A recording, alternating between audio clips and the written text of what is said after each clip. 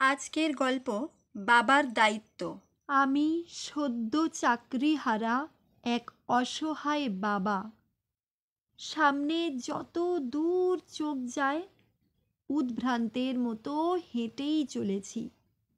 এ পথের বিস্তৃতি জানা নেই, তবে এই পথ যেন শেষ না হয়। আমি এত দূর চলে যেতে চাই যাতে এই পথে আর ফিরতে না পারি। পরিবারের মানুষগুলোর সামনে মাথা তুলে দাঁড়ানোর সাহস আমার আর নেই। আমি তুহিন, বয়স ৬৮।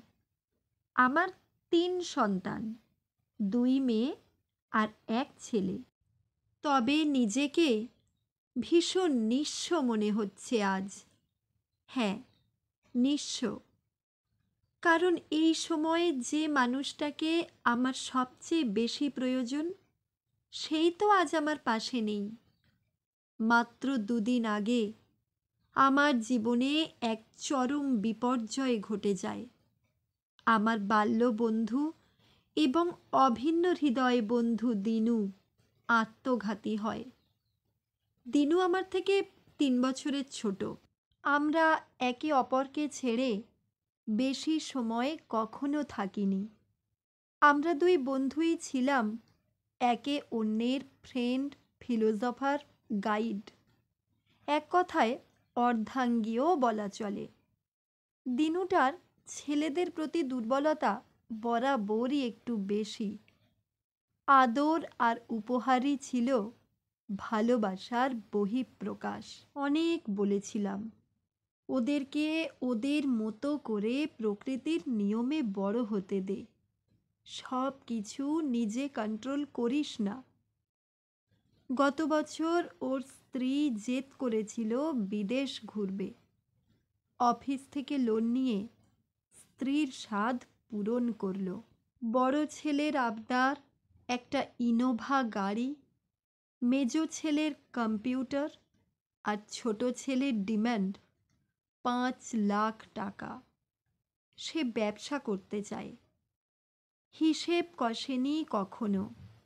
দেনায় জর্জরিত দিনু আমার অপমান সহ্য করতে না পেরে এই পথ বেছে নিল। কিন্তু আত্মঘাতী হওয়া যে পাপ, তাই আমি হয়তো পথেই হারিয়ে যাব। যে পথে পড়বে না আমার বাড়ি, থাকবে না কোনো পরিচিত মানুষজন। আমি এক সামান্য কর্মচারী। সংসার বোঝাই গাড়িটা টানতে টানতে ক্লান্ত শরীরটা নুয়ে পড়েছে বয়সের ভারে। বসের তীক্ষ্ণ দৃষ্টি আমার ওপর অনেক দিন ধরেই। একে পুরনো কর্মচারী, তাও বিশ্বস্ত। তাই হয়তো বাঁধো বাঁধো ঠেকছিল। আজ সুযোগ পেয়ে আমায় ডেকে বললেন, বয়স যতই বাড়ুক তুহিন, একটু বেশি বুড়িয়ে গেছো। এবার বিশ্রাম নাও, কাল থেকে তোমার ছুটি। আমি ওনার পায়ে পড়ে গেলাম। বললাম, এতটা নির্দয় হবেন না বাবু। বৃদ্ধ হয়েছি, চোখেও ভালো দেখি না। আমি না হয় কাল থেকে ওভারটাইম করে দেব। উনি বললেন, প্রয়োজন নেই। তুমি যা মাইনে পাও তার সামান্যটুকুও খেটে উসুল হয় না। তোমার মতো কর্মচারী থাকলে কোম্পানির লস। তাছাড়া কাল থেকে নতুন বড়বাবু জয়েন করছেন। তুমি থাকলে আমার চাকরি নিয়ে টানাটানি হবে। মানে মানে কেটে পড়ো। পায়ের তলা থেকে মাটি সরে গেল আমার। আমার স্ত্রীর কেমোর বিপুল খরচ, ইলেকট্রিক বিল, কেবিল, বড়নাতির স্কুলের মাইনে। চোখের সামনে সব অন্ধকার। চলার শক্তিটুকুও শেষ সীমায়। লুটিয়ে পড়লাম মাটিতে। কি জানি কাছের মানুষগুলোর সাথে আর দেখা হবে কি না। সম্বিত ফিরল ফোনের রিংটোনে। বসের ফোন। আরে তুহিন, কোথায় তুমি? তখন তাড়াহুড়ো করে বেরিয়ে গেলে ডিসচার্জ লেটারটা নিয়ে যাও। শেষ শক্তিটুকু সঞ্চয় করে গেলাম অফিসে। দেখলাম অফিসটা ফুল বেলুন সব দিয়ে সাজানো হয়েছে, আর একটা চেয়ার খুব সুন্দর করে সাজিয়ে রাখা আছে।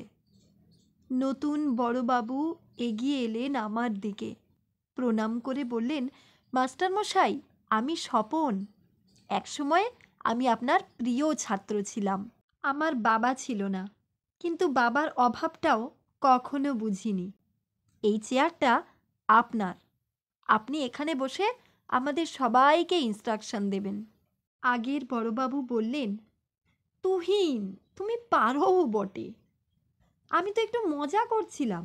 অবশ্য তোমায় অফিস থেকে বের তো করতেই হতো, না হলে এই সারপ্রাইজটা পেতে কি করে?